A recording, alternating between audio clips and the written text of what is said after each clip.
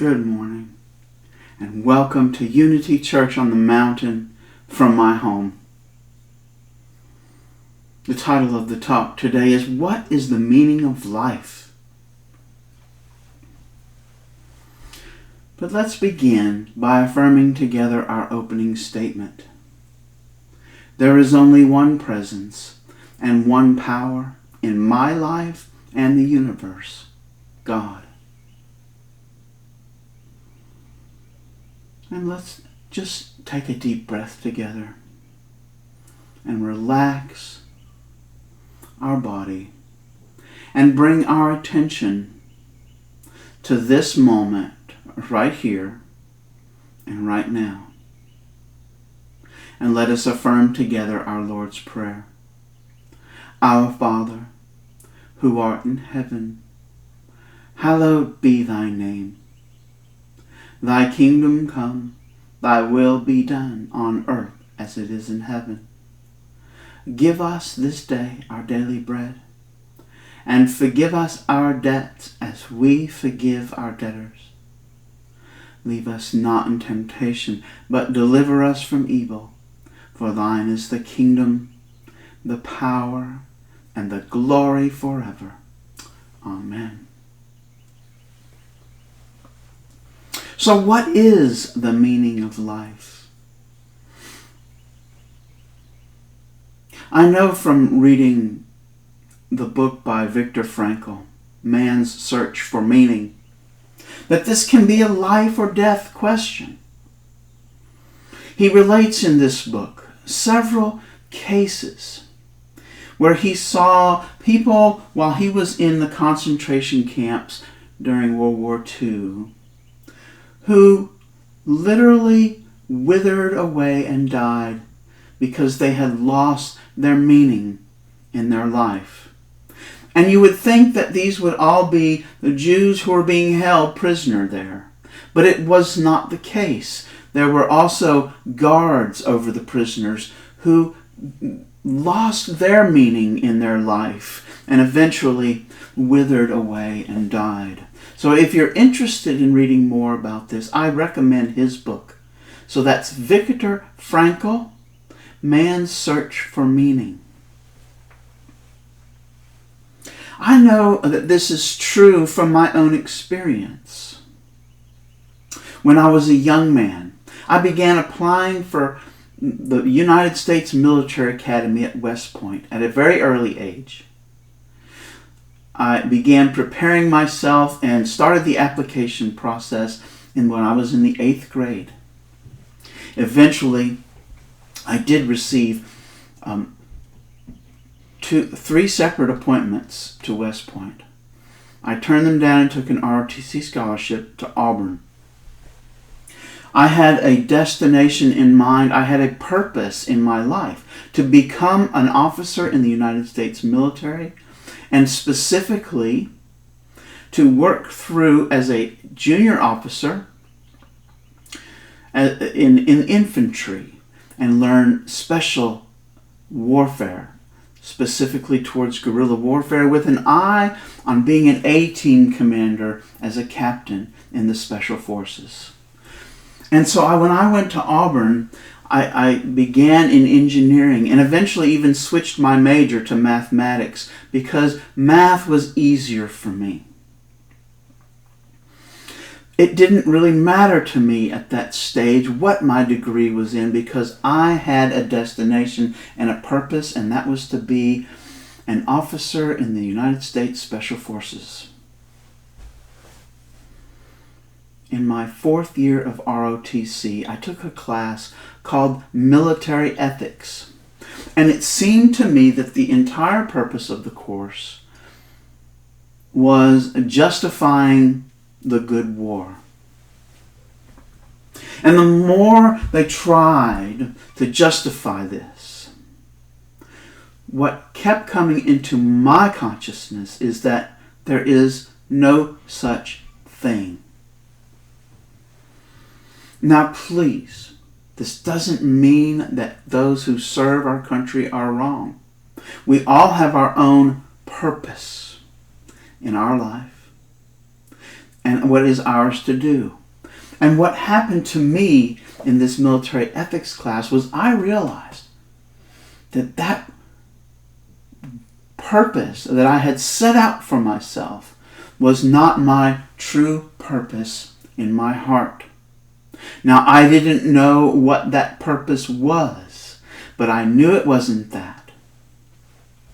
And so, in effect, what happened was my existential ground on which I had based my entire identity and being was, in a very short span, completely taken away from me. The rug underneath me was yanked out, and I had nowhere to stand. This caused me to go in perhaps what was the deepest depression that I'd ever felt in my entire life so far.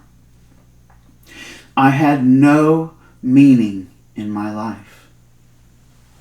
Eventually, as I joined a rock and roll band and explored songwriting, this meaning began to come back. I wasn't sure exactly what it was at this stage in my life, but I had something to stand on. And out of that base, I was able to continue my life. It is from this ground that I found. And it was really a search for truth that became that meaning for me. That was when I discovered things like the Gurdjieff work. I discovered things like depth psychology. And I began to take some electives at college when I went back, because this is the time when I dropped out of school and eventually did go back after I went to work. So I was able to find a new purpose, and that continued in my life. Eventually it led to my calling, where I became a minister and began my quest for a unity ordination. So I'd like to share with you some scriptures to help you see that we do have a purpose. But before that, I'd like to share with you a joke. So a minister goes into a cafe, sits down at the table, and the waitress, after getting his order, asks this very simple question: "What's the purpose of reindeer?" And the minister looks, "I don't know what the purpose of reindeer is." And the waitress replies, "To make the grass grow, sweetie." So there's this idea of purpose. What does the Bible tell us about purpose? I want to start from the Old Testament, in the book of Proverbs, chapter 20. And I'm reading from the New Revised Standard Version. And it's Proverbs chapter 20 and verse 5. "The purposes in the human mind are like deep water, but the intelligent will draw them out." The purposes in the human mind are like deep water, but the intelligent will draw them out. So this purpose is like deep water. Now, deep water is a symbol for our unconscious mind. It's in the depths. It's there in our mind, waiting to be discovered. It's in the deep water, though, so it's not like bouncing around on the surface of our mind continually, but it is there. It's not something that we have to create. It's already there, and we have to discover it and bring it out. And that's what it says. The intelligent will draw these purposes out of the deep water so that they become part of our awareness. So it is ours to draw them out. And now, Paul talks about it in the book of Romans.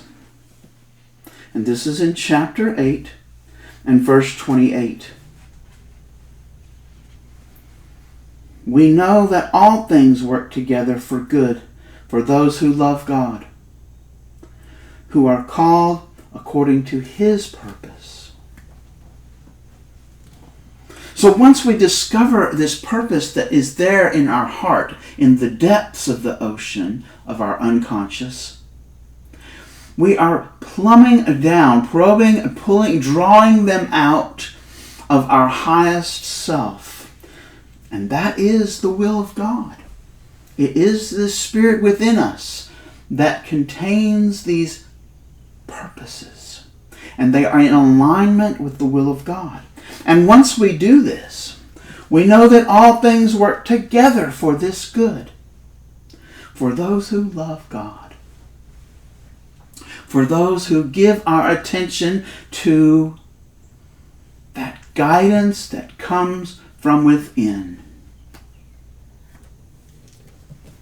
And that relates to what is ours to do. Because you see, if we're not careful, we will grab a purpose like I did, based on our fear personality.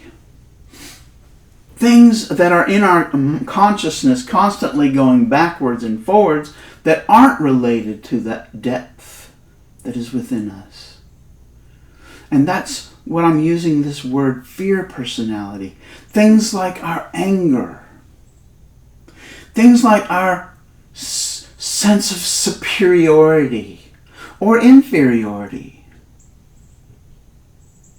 Things like addictions. These things can give us a purpose.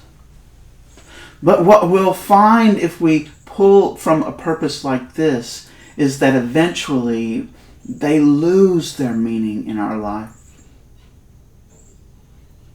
Now, I haven't really and truly explored where this purpose of being an Army officer came from, but what I do know is that it didn't come from those depths of the ocean.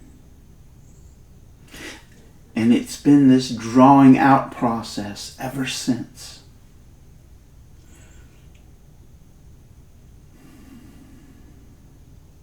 I made a covenant with God to love the Lord, my God, with all my heart, with all my soul, with all my strength. I think it's heart, mind, soul, and strength. And to love my neighbor as myself. That is my covenant. That is my contract with my higher self. That is God within me. And it is out of this contract that my calling came to share the truth that I am seeking for with others and be an aid to anyone's search for their own path to this truth. We all will have our own path towards the ultimate and absolute truth, realizing in the final that perfect human being that is at the heart of each one of us. So what is it that we can take from this discussion? Our purpose doesn't come from that fear personality part of us. It comes from the depths of our being. And we draw it out. And when we find it, the entire universe begins to align behind us in its fulfillment. When we know what it is. On our Wednesday discussion group, we're talking about several different techniques, exercises that we can do to draw this out. Because it's there. It's there. We know what it is already, but we're not aware of what it is. And when we can bring it to our awareness, we can begin to set our focus of our life, our life's intentions on bringing out this purpose. If we don't do it, the consequences are dire. Many people have as their purpose an alignment with their career. It's who we are. If someone says, "Who are you?" your most common answer that people will give is, "I am a salesman. I am a machinist. I am an engineer." And you see, these identities are in alignment with a purpose that is involved with career. And when retirement happens, you see it's the same thing that happened to me in that military ethics class. Our existential rug is yanked out from under us in a matter of months, weeks, perhaps even a day. Because until that day when we don't have to get up and go to work, we may not even realize that it's happening. And it may not come to our awareness even then. We just might be missing something, floundering about, wondering what it is. But it's there in our depths. And it is ours to draw it out. Open ourselves to the Spirit within us, our only teacher, and ask, what is mine to do? What is mine to do? And it may be similar, because we're all children of God, and we are all created in that same image. And we are being drawn to God by love and grace. And ultimately, that is going to be our purpose. How that looks will be different for each one of us. And that's what we need to know. That's why we ask, what is my next step? And so I invite you, as you explore your own depths, drawing out your own purpose, to ask for help from the highest part in you, the Spirit within, your only teacher. What is mine to do? Help me. Help me find my next step in my spiritual growth, so that I may truly align my will with the will of the one presence and one power in the universe. Our meaning of life.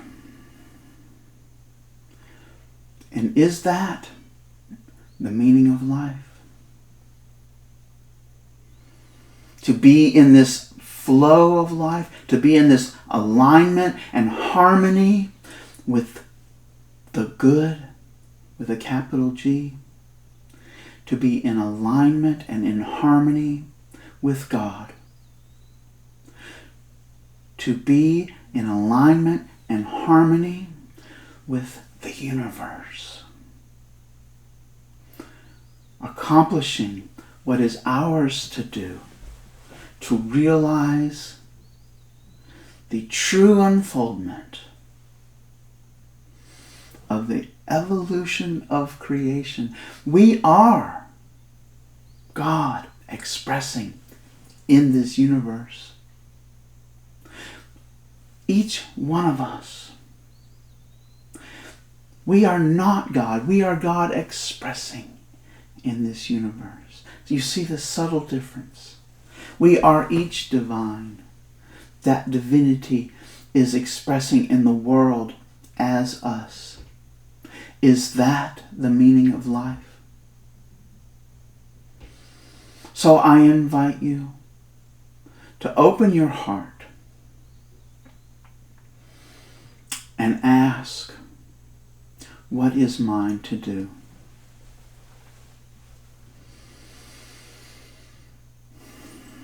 And now let us share and affirm together our prayer for protection. The light of God surrounds us. I am the light.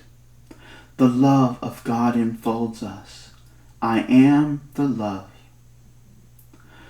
The presence of God watches over us. I am the presence. The power of God protects us. I am the power. Wherever I am, God is, and all is well. Thank you.